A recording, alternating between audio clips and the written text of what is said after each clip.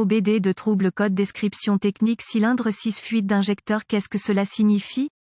Il s'agit d'un code d'anomalie de diagnostic DTC du groupe motopropulseur générique et s'applique généralement aux véhicules OBDII. Cela peut inclure, mais sans s'y limiter, les véhicules de, etc. Bien que génériques, les étapes de réparation exactes peuvent varier selon l'année, la marque, le modèle et la configuration du groupe motopropulseur. Si votre véhicule équipé OBD2 a enregistré un code P02B1, cela signifie que le module de commande du groupe motopropulseur PCM a détecté un éventuel injecteur de carburant qui fuit pour un cylindre particulier du moteur. Dans ce cas, c'est le cylindre N°6. Les injecteurs de carburant automobile nécessitent un degré précis de pression de carburant pour fournir une mesure exacte de carburant dans un motif pulvérisé avec précision dans la chambre de combustion de chaque cylindre. Les exigences de ce modèle précis exigent que chaque injecteur de carburant soit exempt de fuite et de restriction. Le PCM surveille des facteurs tels que le degré de compensation de carburant requis et les données du capteur d'oxygène d'échappement, combiné avec la position du vilebrequin et la position de l'arbre à cames, pour détecter une condition pauvre et localiser le cylindre du moteur qui connaît un dysfonctionnement. Les signaux de données provenant des capteurs d'oxygène alertent le PCM de la teneur en oxygène pauvre de l'échappement et également de la banque du moteur qui est affectée. Une fois qu'il est déterminé qu'il y a une condition d'échappement pauvre sur une rangée spécifique du moteur, la position de l'arbre à cames et du vilebrequin aide à déterminer quel injecteur a un problème. Une fois que le PCM a établi qu'il y a une condition pauvre et localisé l'injecteur de carburant affecté sur le cylindre N°6,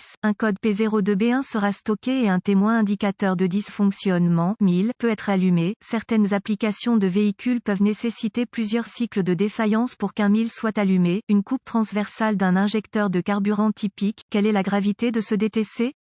Un P02B1 doit être classé comme grave car un carburant pauvre pourrait endommager la culasse ou le moteur. Quels sont certains des symptômes du code? Les symptômes d'un code de panne P02B1 peuvent inclure diminution des performances du moteur, réduction de la consommation de carburant, code d'échappement maigre. Les codes de raté d'allumage peuvent également être stockés. Quelles sont certaines des causes courantes du code?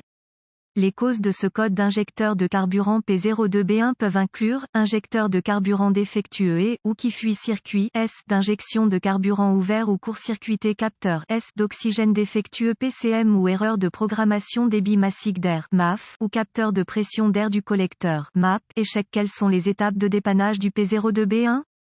Les codes liés au MAF et au MAP doivent être diagnostiqués et réparés avant d'essayer de diagnostiquer un code P02B1. J'aime commencer mon diagnostic par une inspection générale de la zone du rail d'injection de carburant. Je me concentrerai sur l'injecteur de carburant en question, cylindre croisillon 6, inspecter l'extérieur pour détecter des signes de corrosion et ou de fuite. S'il y a une forte corrosion à l'extérieur de l'injecteur de carburant en question, ou s'il fuit, soupçonnez qu'il a échoué. Si aucun problème mécanique évident n'est découvert dans le compartiment moteur, plusieurs outils seront nécessaires pour un diagnostic précis: un scanner de diagnostic, un voltomètre numérique DVOM, un stéthoscope automobile, une source fiable d'informations sur le véhicule. Ensuite, je connecterai le scanner au port de diagnostic du véhicule et récupérer tous les codes stockés et les données d'arrêt sur image. Ce sera utile à mesure que mon diagnostic se déroule. Maintenant, je voudrais effacer les codes et tester le véhicule pour voir si le P02B1 est réinitialisé. Si le code P02B1 revient immédiatement, utilisez le scanner pour effectuer un test d'équilibre de l'injecteur afin de vérifier que le raté est un problème d'injecteur. Une fois que vous l'avez fait, passez à l'étape 1, étape 1 avec le moteur en marche. Utilisez le stéthoscope pour surveiller de manière audible l'injecteur de carburant en question. Un cliquetis audible doit être entendu et répété dans le motif. Si aucun son n'est présent, passez à l'étape 2. S'il est tendu ou intermittent, suspectez que l'injecteur du cylindre N°6 est en panne ou obstrué. Comparez les sons de ce cylindre injecteur à d'autres pour comparaison. Si nécessaire, étape 2, utilisez le DVOM pour tester la tension et une impulsion de masse, lorsque le moteur tourne.